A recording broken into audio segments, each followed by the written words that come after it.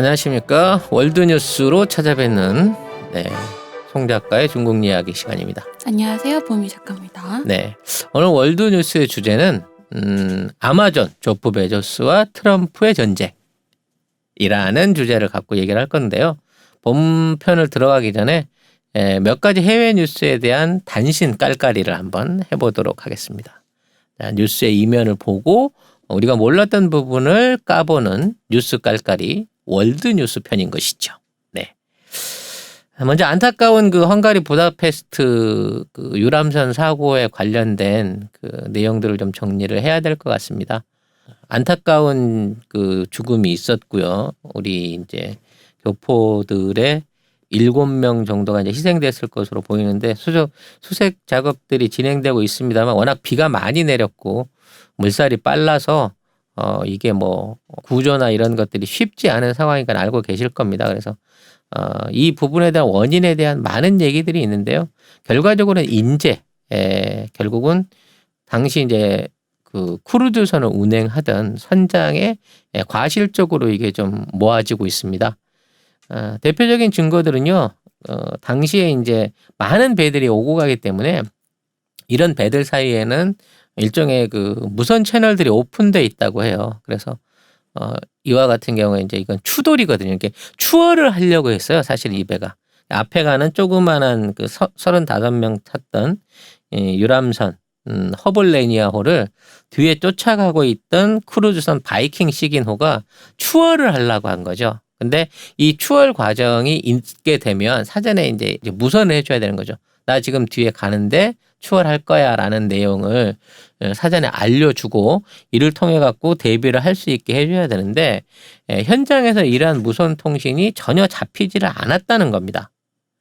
특히나 추월 사고가 있고 나서야 일부 무전이 들어왔는데 당시에 바이킹 시긴의 선장이 막 영어, 독일어, 러시아 막 이런 얘기들을 막 섞어서 얘기를 하는 바람에 이게 무슨 상황이 난지도 몰랐다는 거예요. 주변의 다른 배들은. 그중에 이제 거기를 지나던 다른 헝가리 선박이 지금 이러한 문제가 있었다. 사고가 났다라고 무선을 해줘서 그때야 사고 대응이 됐기 때문에 이른바 그 사고 처리를 빨리 할 수 있는 시간을 놓쳐버린 거고요. 이거는 순간적으로 그 배 통제와 운행 규정을 지키지 않은 바이킹 시간호의 선장이 100% 책임을 져야 될 부분인 거고 이미 구속 상태에 있는 것으로 알려지고 있습니다. 그리고 이제 당시에 그 출동했던 경찰들도 상황 파악을 제대로 못한 거예요. 왜냐하면 사고 내용을 제대로 이해를 못한 거지. 지금 작은 유람선이 침몰되어 있는 상태인 건 몰랐기 때문에 거기에 관련된 구조 요원들이라든지 또 헬리콥터 출동이라든지 이런 것들을 제대로 하지 못했고 일부 이제 경찰도 헬기 출동, 그러니까 야간에 수색, 그러니까 이제 빠른 물살이기 때문에 배를 쫓아가서 수색할 수 없잖아요. 혹시나 생존자가 물에 떠서라도 이 표류하거나 떠내려가고 있을 때 수색할 수 있게끔 헬기 지원 요청을 했는데 이게 날씨가 안 좋다, 비가 내린다는 이유로 묵살이 됐었다고 해요. 그러니까 결과적으로 크루즈선은 뺑소니를 친 거예요. 받아놓고 내용 신고를 안 하고 그냥 그 자리를 무마하고 지나가려고 했었던 거고요. 경찰은 제대로 된 초기 대응을 못했기 때문에 혹시라도 구할 수 있었던 일부 희생자들의 생명을 전부 다 이렇게 그 희생을 시킨 거죠. 근데 이 사고가 있던 날 그 이탈리아에서도 비슷한 사고가 있었다고 합니다. 그러니까 이 다뉴브강, 독일어로 도나우강 뭐 이렇게 얘기하는데 이 강이 여러 나라를 흐르는 그 굉장히 유량이 많은 강이기 때문에 굉장히 많은 유람선과 크루즈선들이 구분 없이 막 지나다니던 배였기 때문에 이러한 사고의 그 잠정적인 문제를 쭉 안고 있었다는 거죠. 그래서 우리나라 여행사가 전문적으로 이제 그 단체 관광 패키지를 취소를 했고 또 이런 부분에 대해서 어떤 구체적인 내용들, 그러니까 규정들을 만들기 위해서 노력하고 있습니다만 이미 희생돼 버린 우리 그 관광객들 그리고 유족들의 슬픔은 무엇으로 달래야 할지 이 과거 그 세월호 참사하고 연관해서 비교되는 부분이 많은 그런 안타까운 소식이었습니다. 우리 그 살아남은 생존자 가족들이 당시 상황들, 그러니까 아까 얘기한 이 뺑소니 상황, 왜 그 뒤에 있는 큰 배가 이걸 덮쳐와서 이런 큰 사고를 만들었는지에 대한 적극적인 그 증언을 통해 가지고 돌아가신 분들의 어떤 그 억울함을 풀겠다고 하니까 이런 부분에 있어서 경찰들, 지역 경찰들의 협조가 잘 되고 처벌과 보상이 잘 이루어졌으면 그걸로라도 위로를 받을 수 있게 되었으면 하는 생각입니다. 두 번째 깔깔이는 이제 5G 관련해서 화웨이 얘기 안 할 수가 없을 것 같아요. 그래서 지금 화웨이 관련해서 보면 이 북한 뉴스랑 똑같이 엄청나게 많은 가짜 뉴스들이 계속해서 양산이 되고 있습니다. 특히 이 5G 관련된 화웨이의 싸움은 미국이 기존의 5G 통신 시장을 중국식과 미국식으로 양패구생하려고 하는 목적이 있는 것 같다라는 말씀을 쭉 드리고 있는데 거기에 부합할 수 있는 내용들의 뉴스들이 계속 드러나고 있습니다. 그러니까 인터넷과 모바일로 연결되어 있는 통신 환경의 기득권을 미국이 지켜보기 위해서 지금 5G를 시장에서 퇴출할 수 없다고 하면 자국에 유리한 기업들, 그러니까 기업들과 국가들의 억지로 이렇게 이제 강요하는 방식으로 5G 도입이 늦어진다고 하더라도 이 부분을 미국식을 그대로 지키겠다, 통신에 대한 주도권을 지키겠다라고 하는 의도들이 막 드러나고 있는 거예요. 근데 이제 이러한 의도에 의해서 가장 피해를 보고 있는 기업들이 사실은 미국 업체들이라는 거죠. 왜냐하면 미국 업체들도 5G를 하기 위해서는 물론 이제 미국이 중국에 제공하는 부품도 있습니다만 중국에서 받아와야 될 통신 장비들이 훨씬 저렴하고 성능이 우수하기 때문에 이게 국산화되기를 기다리기에는 시간이 도입이 너무 오래 걸리는 거고 이거를 이제 그 관세 부담이라든지 무역 전쟁 여파로 인해서 단가가 올라가게 되면 통신비가 따라서 상승하는 결과를 맺기 때문에 아예 5G 시장 자체가 만들어지지 못할 수도 있다라는 두려움을 가지고 있다는 거예요, 이 업계들이. 그래서 이 부분에 대한 적절한 합의를 빨리 요구를 하고 있는 거죠. 그래서 현재 이제 화웨이의 공급 중단, 미국의 압력에 대해서 이러한 그 제재를 받지 않는 회사가 미국의 시스코 시스템이라는 회사가 있고요.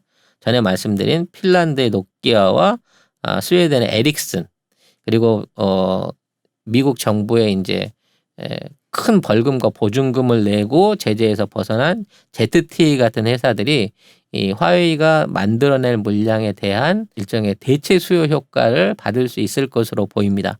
이 안에 삼성이 없다는 거죠. 특히 이제 그 최근에 화웨이 관련돼서 뭐 대만에 있는 화웨이에 납품하던 휴대폰 업체에서 생산 라인을 끊었다. 그래서 화웨이에 관련된 휴대폰 생산이 전면 중단된 것처럼 국내 기사들이 나오고 있는데요. 그거는 기존에 있는 라인 중에 일부를, 그러니까 모델이 바뀌어지면서 구모델에 대한 생산을 중단한 것 뿐이고요. 지난 1~4분기 동안 화웨이가 전 세계에 있는 그 휴대폰 통신, 그러니까 휴대폰 점유량을 무려 기존보다 전 분기보다 30% 이상 확대를 했어요. 그러니까 더 많이 확대의 폭이 늘었다니까. 그러니까 중국 안에서 늘어난 게 아니에요. 유럽 지역에서 화웨이 폰들이 시장 점유율을 60%까지 달성을 시켰어요.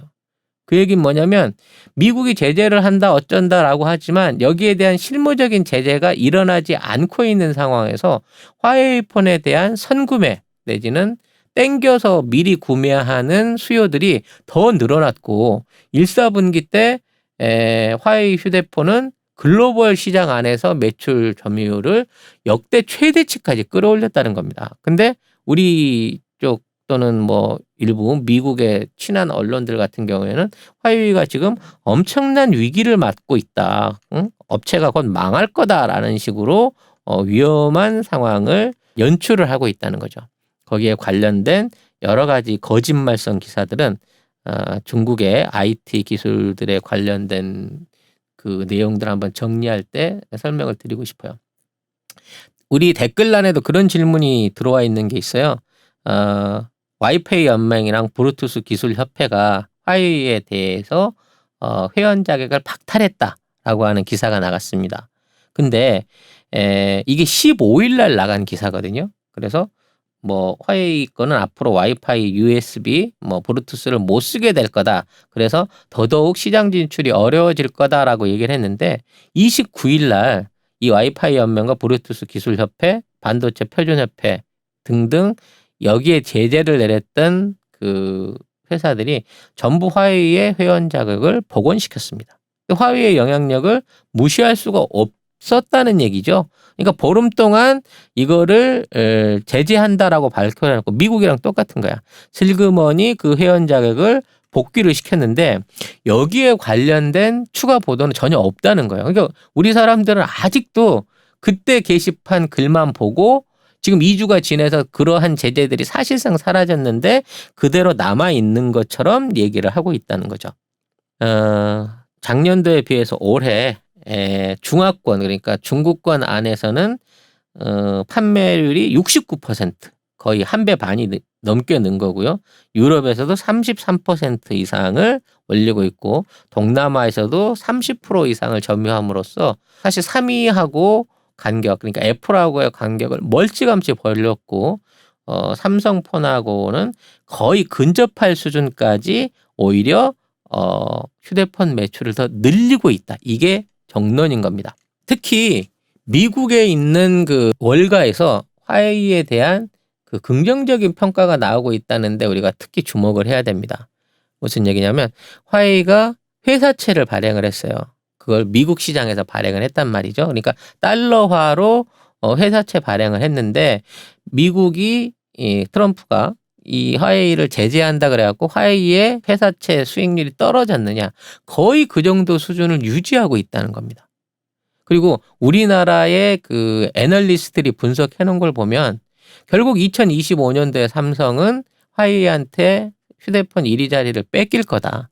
지금 단기적으로 화웨이가 어려움을 겪을지 모르겠지만 2025년 이후에는 압도적으로 화웨이 폰이 전 세계에서 시장 점유율 1위를 차지할 것이다라는 전망을 우리나라 애널리스트들이 내놓고 있는 상황인 거예요. 그러니까 전 세계의 주요 그 월가나 투자자들이나 주식 전문가들이 이 전쟁은 미국이 이기지 못한다라고 선언하고 있는데도 불구하고 지금 언론은 이런 식으로 굉장히 불합리한 내용들을 거짓말로 쏟아내고 있다는 부분. 제가 친중파라서 하는 얘기가 아니라 실제 이거는 우리나라와 미국의 기사들을 분석해 봤을 때 화웨이의 승리를 점치고 있다는 부분을 말씀을 드리고 싶은 겁니다. 이것도 게시판 질문인데요. 히토류가 전쟁에 활용될 수 있다고 얘기를 하고 그래서 히토류 관련된 주식들을 사야 되는 거 아니냐라고 얘기를 하고 있다고 합니다. 그리고 이제 실제 중국 안에서의 히토류 업체의 매출들이 굉장히 많이 올랐다라는 얘기들도 있어요. 그러니까 뉴욕 증시에 관련된 히토류 관련된 그 상장 지수 펀드들이 오르고 있어요. 그러니까 히토류 가격이 오를 거다라는 쪽에 돈들이 많이 몰리고 있다는 거거든요. 이게 이제 어느 정도냐면 29일 날 하루에만 한 25% 정도 폭등이 있었다고 하니까 히토류에 대해서 전 세계가 관심을 가지고 있는 건 맞아요. 근데 히토류 회사에 투자를 할 거냐라는 부분에 있어서 저는 이거는 말리고 싶다는 얘기죠. 특히 이제 차이나 노던 히토류 그룹이 있어요. 그리고 뭐 샤먼 텅스텐, 차이나 미네랄 히토류 뭐 이런 종목들이 미국 증시에도 상장이 돼 있는데 이 종목에 돈이 몰리고 있다고는 합니다만 저는 중국 히토류 업체들에 대한 투자는 이거는 레드오션이다라는 걸 먼저 여러분한테 설명을 드리고 싶어요. 지금 만일에 히토류를 제재를 트럼프가 이제 꾸준하게 해서 수출이 금지가 된다고 하면 일단 이 회사의 매출이 줄어들 것이기 때문에 미국이 제일 큰 수요를 하는 부분이기 때문에 이거는 전면 금지가 됨으로 인해 갖고 당연히 회사의 매출이 줄겠죠. 그렇게 되면 전체적으로 주가가 빠질 수밖에 없는 거니까 일본 경우는 그런 거고요. 만일에 합의를 봐서 히토류에 대한 그 제재 없이 정상적인 수출이 된다고 하더라도 이 회사들의 실질적인 실수익이 엉망진창이라는 거예요. 사실상. 히토류를 만들어서 팔아서 남는 게 없다는 거죠. 왜냐하면 중국 자체가 이 희토류를 전략적 사업으로 이용을 하고 다른 나라의 희토류 생산 공장들을 없애기 위해서 아마 국제 시가의 4분의 1 정도 수준으로 싸게 팔았기 때문에 이 희토류를 생산하는 회사들의 실수익은 사실상 없는 거나 마찬가지예요. 오히려 손해인 거죠.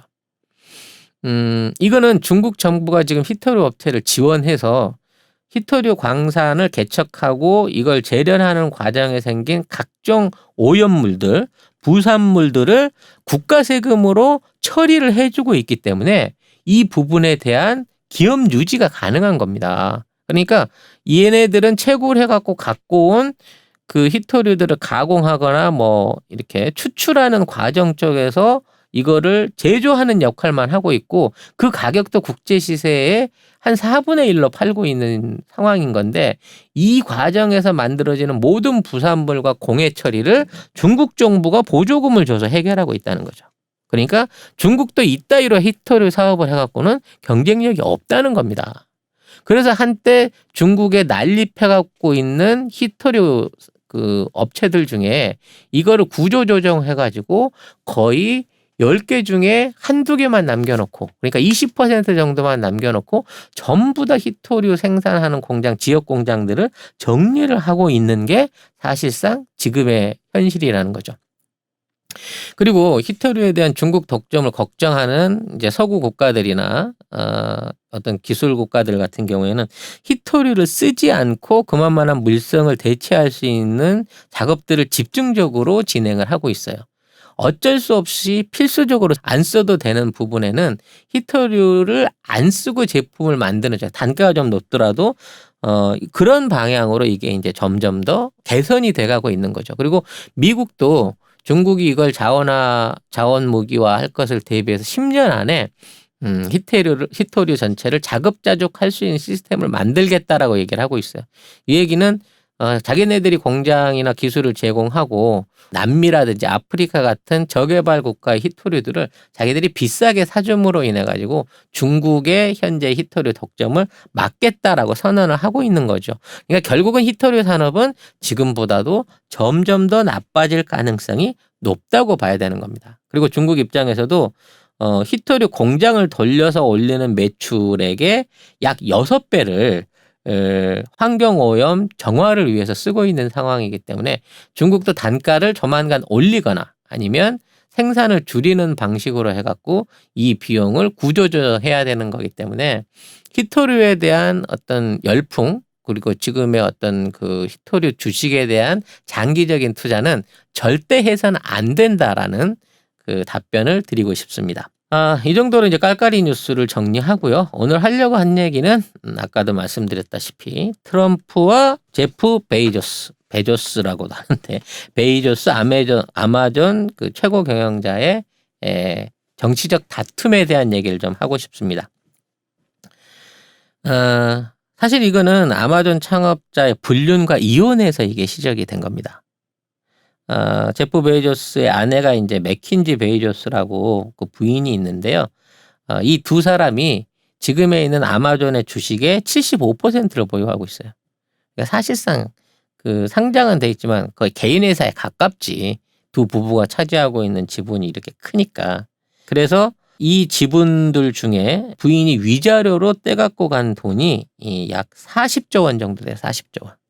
그래서 아마 이 부부의 이제 총 자산, 그 주식 총 자산이 잘 나갈 때는 뭐 100조 원을 훌쩍 넘었을 테지만 지금은 많이 주가가 떨어져서 그렇긴 하지만 아무튼 위자료로 40조 원의 아마존 주식을 받은 거예요.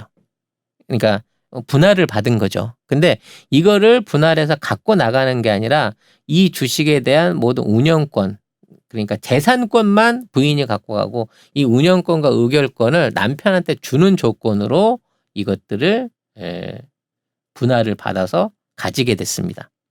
그러니까 명의는 부인 명의로 하고 사용은 남편이 하는 걸로 이걸 뭐라 그러죠? 그 집 재산을 부인 앞으로 명의 이전해 준 것처럼, 그러니까 주택 명의를 부인 앞으로 해준 것처럼 이렇게 합의를 보고 마무리를 진 거예요. 그리고 이 과정 속에서 이 40조 원 중에 20조 원 정도를 재단에 기부를 했습니다. 그러니까 이 위자료 수입 중에 50%를 기부를 해버린 거죠. 그러니까 사실상은 증여세로 내야 될 돈을 재단에 기부함으로 인해 가지고 이걸 기부 형태로 딴 데로 재산을 옮겨버린 겁니다. 그 재단이 어디냐? 그 20조 원의 재단을 받은 재단이 이른바 워렌 버핏과 MS의 창업자 그 빌 게이츠와 부인이 운영하는 공익재단으로 20조 원을 그냥 쏴줘 버린 겁니다. 지금 빌 게이츠도 뭐 전 재산의 90% 이상을 이 앞으로 재단에 다 내놓겠다 할 만큼 이 두 사람이 운영하고 있는 재단의 부자들의 기부금이 엄청나게 모이고 있습니다. 사실 이거에 대해서 이제 언제 한번 파볼 기회가 필요하겠습니다만은 빌 게이츠가 미국 최고의 부자로서 가진 재산들 사회에 환원해야 된다, 뭐 부자가 세금을 더 내야 된다라고 말을 하면서 자기가 실제 세금 물어야 될 재산들을 부인하고 공동으로 운영하는 재단에다 넣었단 말이죠. 근데 이 재단이 하는 일이 뭐냐? 물론 뭐 소아암을 고치고 뭐 극빈 지역에 돈을 보내기도 하고 합니다만 그거는 굉장히 일부분입니다. 그리고 실제 이 재단이 운영되고 있는 걸 보면 군사무기, 화학무기 이런 거를 만드는 회사에다가 출자를 합니다.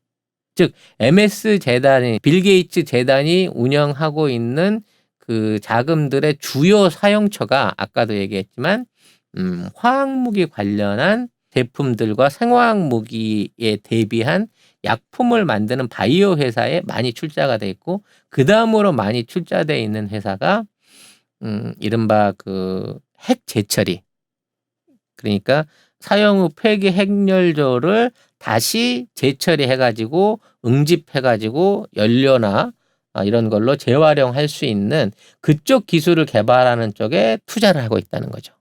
그리고 아까 얘기한 핵 재처리 연료에 관련된 사업 부분하고 그 생화학무기 관련된 그 바이오 회사의 주요 지분을 차지하고 있는 사람이 오바마입니다. 이게 결과적으로 오바마와 빌 게이츠와 워렌 버핏과 이번엔 제프 베조스까지 합작으로 지금의 빌 게이츠 재단에 투자를 하고 있고 이걸 통해 갖고 재산을 일종의 도피를 시키고 있는 상황이라고 저는 이해를 하고 싶습니다. 문제는 왜 둘이 이혼했는가요? 왜 둘이 이혼했는가? 네. 이게 제프 베조스가 일종의 불륜을 저질렀다라고 하는 증거가 우리 흔히 말하는 타블로이드 그 주간지, 가십 주간지에 오르기 시작하면서부터 이게 문제가 불거진 겁니다. 전직 앵커였던 어떤 여성하고 이와 관련된 그 불륜 관계를 사진을 찍은 모양이에요. 그리고 그 불륜에 관련된 그 주요 증거들에 대한 녹취를 그 불륜했던 여성의 오빠를 통해 가지고 증거들을 확보를 했다고 합니다. 그리고 이제 이 인콰이어러지라고 하는데 인콰이어러가 이 타블로이드 주간지로서 이러한 정보들을 수집해 가지고 뭐 이름 까도 되겠죠. 폭스뉴스 전 앵커인데 로렌 산체스라고 하는 이 앵커하고의 불륜설을 집중적으로 보도를 해버린 거예요. 그리고 두 사람이 주고받은 문자 메시지나 이메일 같은 것들을 공개해서 이 둘이 불륜 상태다라고 하는 거를 사회 문제로 꺼내놓은 거죠. 그러니까 부인이 열받아갖고 이혼 소송을 한 거고, 그래서 이혼 소송을 하던 과정 중에 재산 분할을 요구하니까 이 주식은 당신이 다 가져라고 부인한테 주식에 대한 권리를 양도하되 이걸 운영하고 의사결정하는 건 내가 할게. 그리고 이 주식이 양도됨으로 인해서 발생할 수 있는 양도세는 미리 세금으로 납부하지 말고 재단에 기부하자. 그리고 오바마 진영에다가 던져줬다는 거예요. 그러니까 이거는 다소 중간에 진행 과정이 약간 정치적인 사찰 냄새를 뿌리고 있는 내용이라는 거죠. 그래서 제프 베조스는 일단 이혼은 했어. 돈은 엄청나게 날려 먹은 거지. 20조 원을 어찌 됐거나 재단으로 옮겨야 했으니까. 그래서 이러한 보도가 정치적인 동기가 있다. 그리고 니들이 어떠한 방식으로 사진은 찍을 수 있지만 니들이 어떠한 방식으로 문자 메시지와 이메일을 해킹했냐 그 부분에 대해서 전면 조사하겠다라고 공식적인 조사를 요구하기 시작한 거예요. 그렇게 되다 보니까 아까 얘기한 인콰이러즈라고 하는 타블로이드판 회사가 팔려버립니다. 매각이 돼요. 자, 문제는 이러한 그 타블로이드지를 운영하고 있는 사람이 누구였냐는 거지. 이게 아메리칸 미디어라고 하는 회사의 최고 경영인인 데이비드 패커라는 사람이에요. 이 사람은 트럼프의 오랜 친구입니다. 그리고 제프 베이조스는 실제로 이제 아마존의 사주로도 알려져 있지만 워싱턴 포스트의 사주이기도 해요. 이 워싱턴 포스트는 대표적인 반 트럼프 신문으로서 그동안 트럼프하고 연관돼 있던 각종 스캔들을 전번 대선에 집중적으로 들춰내가지고 트럼프를 위기로 몰아넣었던 경력이 있는 그런 신문인 거예요. 그래서 재선이 시작되는 이 시점에 이 워싱턴 포스트를 비롯한 제프 베이조스를 견제하기 위해서 트럼프의 사주를 받고 트럼프의 친구인 데이비드 패커가 이와 같은 일을 벌였다라는 게 현재 미국의 정론이라는 거죠. 그래서 이제 이런 그 언론들의 그 어떤 그룹이 있어요. 그러니까 트럼프 쪽 언론이 있고 반 트럼프 쪽 언론이 있는데 이 반 트럼프 쪽 언론의 대표적인 게 CNN하고 이제 방금 얘기했던 워싱턴 포스트입니다. 그리고 이쪽 편 그러니까 트럼프의 편을 들고 있는 방송사는 폭스예요. 아, 그쵸. 예. 폭스가 이제 처음에는 반 트럼프였는데 어떻게 친해졌는지 모르겠지만 지금은 친 트럼프 성향의 언론사로 성장을 했습니다. 네. 그리고 이 그나마 이제 국립을 지켜주고 있는 언론사가 통일교 재단이 운영하는 워싱턴 타임스 그리고 파룬궁 계열인 에포크 타임스라고 하는 이 종교 신문들이 약간 보수적이고 반공산주의적인 내용을 싣고 있지만 트럼프에 대해서는 중립적이거나 우호적인 모양을 취해주고 있는 이 언론사가 이렇게 구분이 돼 있는 거예요. 그래서 이러한 언론들이 또다시 재선 가도안에서 트럼프를 괴롭힐 거를 생각을 하고 이와 관련돼서 그 제프 베이조스를 협박하거나 힘을 줄이기 위해서 지금의 사태를 만들었다라고 이해를 하고 있는 거죠. 이미 이제 전번 트럼프가 승리했던 대선에서만 하더라도 워싱턴 포스트는 계속해서 그 비판적인 언론들을 가아온데 반해서 이 데이비드 패커는 트럼프를 위해서 트럼프 대통령하고 성관계를 맺었다라는 의혹이 있었던 그 프레이보이 모델 출신의 캐런 맥두걸이라는 여자가 있었어요. 네. 그 여자하고 인터뷰를 하고 그 독점 보도권을 사들여 버려요. 그러니까 그 여자한테 이 소스를 15만 달러를 주고 사들여 가지고 이건 우리만 보도할 거야라고 사들인 다음에 이걸 보도를 안 하고 그냥 묵혀버립니다. 그렇게 해서 트럼프의 스캔들을 막아주거든요. 그래서 그런 부분에 있어서 어떻게 보더라도 인콰이어즈하고 데이비드 패커는 트럼프 편이 맞는 거야. 근데 얘가 사주를 받아가지고 제프 베이조스를 불륜으로 공격했다는 거. 그리고 그와 관련된 불법한 증거들을 수집했다는 의혹이 들자마자 그 회사를 팔아버리고 계속 네가 이런 부분에 대해서 의혹을 제기한다고 하면 추가 사진들, 추가 노출 사진들을 오픈하겠다라고 제프 베이조스를 협박하고 있는 상황이라는 거죠.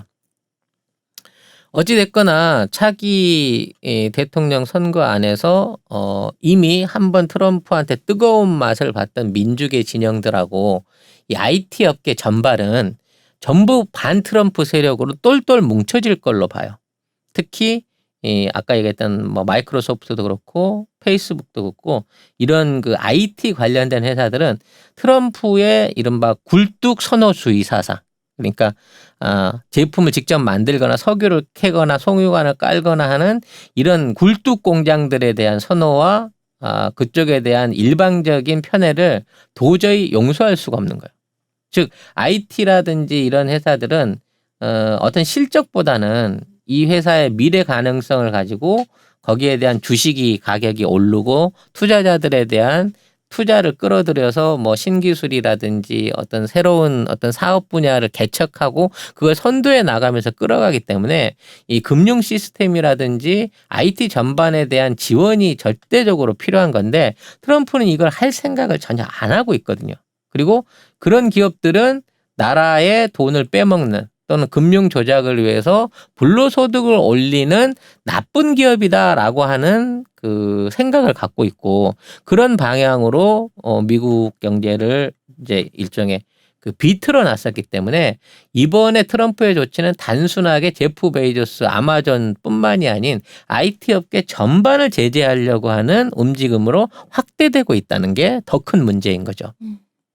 그래서 이제 지금 그 반독점 규제에 관련된 그 조사를 트럼프가 공개적으로 실시를 했어요. 그래서 지금 아마존, 구글, 애플, 페이스북 같은 IT 기업들에 대해서 니네들이 반독점 행위를 하고 있다라고 조사를 해라라고 지시가 갔다는 거죠. 이게 로이터나 월스트리트 저널을 통해서 3일날 공개적으로 발표가 된 거예요. 이게 만일 조사를 하게 되고 이게 반독점 행위로 이거를 그 판정을 받게 되면요. 이 회사들은 지분율이 50% 이하로 나아지게끔 자신들이 갖고 있는 지분을 팔거나 아니면 회사를 분할을 해야 돼요. 이게 쪼개버리겠다는 거야. 근데 아마존, 구글, 애플, 페이스북은 사실상 미국의 IT 산업을 끌어왔던 핵심 멤버들이거든. 그러니까 얘네들을 공식적으로 적으로 돌리는 행위를 하겠다는 거죠.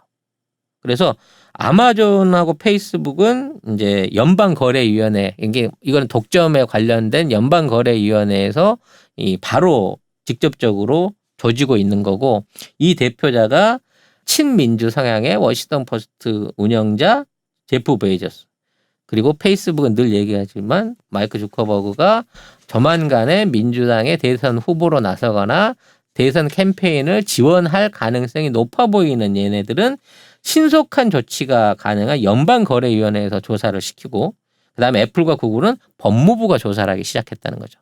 그래서 이 트럼프가 이번에 그 반독점법에 관련된 조사는 지금 이러한 업체들이 가지고 있는 영향력이 너무 커서 이 사용자와 시장에 악영향을 미치고 있다라는 주장이 들어서고 있는데 사실상 이거는 이 기업들이 선거 개입을 하거나 민주당을 지원하는 행위 자체를 완전히 배제하기 위한 사전 정지 작업이 아닌가라고 봐질 수 있는 거죠. 특히나 이제 페이스북이 가장 집중적으로 조사를 받을 것으로 보이는데요. 이 페이스북 같은 경우에는 아마도 제가 생각하기에 내년도쯤이 되게 되면 전체적인 어떤 기업 구조나 운영 또는 정보 공개에 관한 아주 심각한 위기를 맞게 될 가능성이 높아 보여.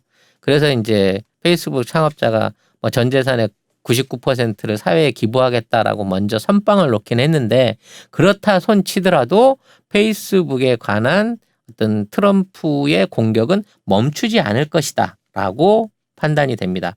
그래서 현재 이러한 규제 당국 조사 소식하고 맞물려 가지고 아마존과 페이스북이 5%, 그리고 애플과 구글 이제 구글 모기업은 이제 알파벳이라고 그 지주 기업이 있어요. 2%에서 6%씩 하락세를 타고 있어요.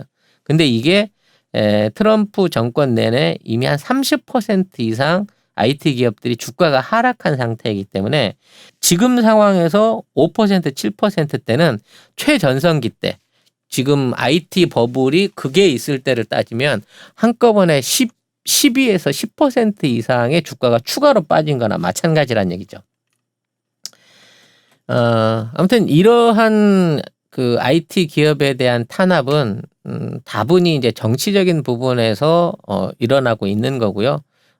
이러한 탄압이 지속적으로 유지된다고 했을 때는 미국과 중국 간에 벌어지고 있는 기술 전쟁 부분 하에서 오히려 중국의 손을 들어주는 역할을 하지 않을까 싶은 생각이 들어요. 그리고 그와 관련해서 생각을 해본다고 하면 화웨이에 대한 그 MS라든지 구글의 기술 제공 금지 명령 이건 처음 있는 일이거든요. 그러니까 민간 IT 기업에게 미국 정부가 화웨이하고 거래하지 말아라라고 했던 게 단순하게 화웨이를 고립시키기 위한 게 아니라 화웨이라고 하는 큰 플랫폼 안에서 그들을 배제함으로써 중국 시장에서 애플, 구글 또는 MS를 배제됨으로 인해서 얘들의 힘을 꺾기 위한, 얘들의 매출을 감소시키기 위한 트럼프의 일종의 숨은 음모가 아닌가, 숨겨진 한 수가 아닌가라는 부분에서도 의심을 해볼 수 있다는 거죠. 네, 오늘 월드뉴스 정리를 하자면요.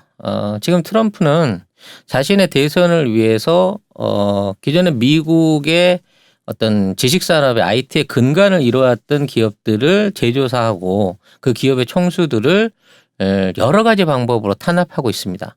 즉 미국 내적인 원인으로 인해서 애플, 구글, MS 그리고 아마존이 이 경영의 위기를 맞게 될 상황을 보고 있다는 거죠. 결국 이 영향이 앞으로 중국과 미국과의 기술 전쟁 그리고 4차 산업혁명을 이끌어가고 하는 5G 전쟁에도 막강한 영향을 미칠 것이라는 예상이 가능하고요. 이들의 추이, 트럼프의 태도, 그리고 반독점법에 관련된 조사가 진행이 되는지, 그리고 미국 내 주도 언론들은 트럼프와 민주당 중 어느 쪽을 선택할지를 전반적으로 확인하는 또 그런 거를 관심 갖고 봐야 될 필요성이 있다라는 면에서 오늘 방송을 보내드렸습니다. 이상으로 마치도록 하겠습니다. 감사합니다. 고맙습니다.